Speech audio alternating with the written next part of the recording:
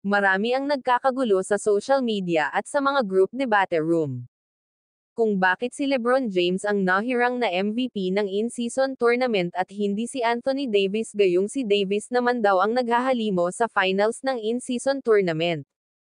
Bibigyan nating linaw mga idol, ang paghirang ng MVP sa in-season tournament mga idol ay hindi lang isang laro ng torneo, kundi sa kabuuang laro ng in-season tournament na may total of 7 games kasama na finals, na kung saan kinukuha ang kanilang mga statistics at average sa lahat ng laro ng in-season tournament.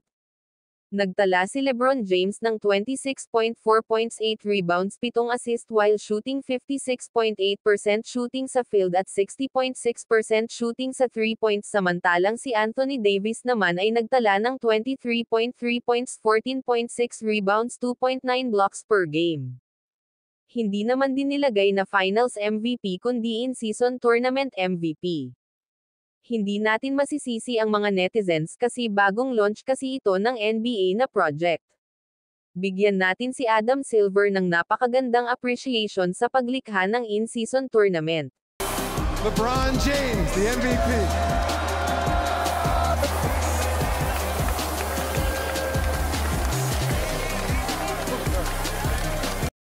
Dahil umpisa pa lang ng season ay naka-playoff mode na kaagad ang mga superstar gaya nila LeBron James, Kevin Durant, Stephen Curry at marami pang iba, dahil din sa in-season tournament ay tumaas ang ratings ng NBA worldwide.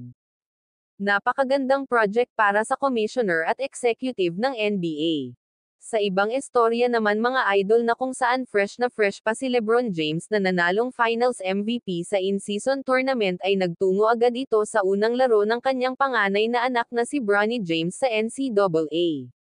Si Bronny James ay kasalukuyang naglalaro para sa USC Trojan at may bali-balita na may tiket daw na umabot ng mahigit $56,393 o katumbas ng 3 million pesos, mas mahal pa sa tiket ng NBA All-Star Game na umabot lamang ng $11,000.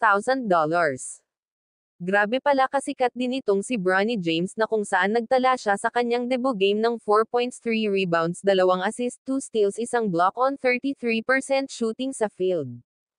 Under minutes restriction pa rin si Bronny James matapos ang kanyang cardiac arrest 5 months ago. Naglalaro lang si Bronny James ng 16 minutes, maraming mga galawan si Bronny James na hindi nakikita sa statistics dahil isa siyang defensive guard. O para daw itong si Jrue Holiday kung maglaro, posible din daw na makukuha si Bronny James ng Los Angeles Lakers sa 2024 NBA Draft dahil pasok siya sa projected mock draft ng Lakers. Sa ibang istorya naman tayo mga idol na kung saan ito ay patungkol sa interview kay Ryan Aranya.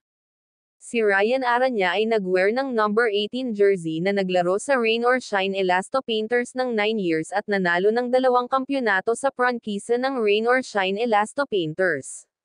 Pagkatapos ng magandang karera niya sa Rain or Shine ay na-trade na siya sa iba't ibang team ng PBA gaya ng Barako Bull at San Miguel Beermen.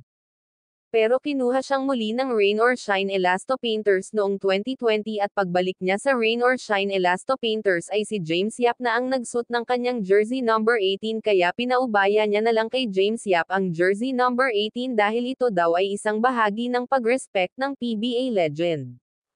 Kaya nag-proceed na lang si Ryan Aranya sa number 25 jersey number. Hindi rin kasi biro ang accomplishment ng isang James Yap sa PBA na 7 times PBA champion, 4 times Finals MVP and 2 times PBA MVP at 17th times PBA All-Star selection.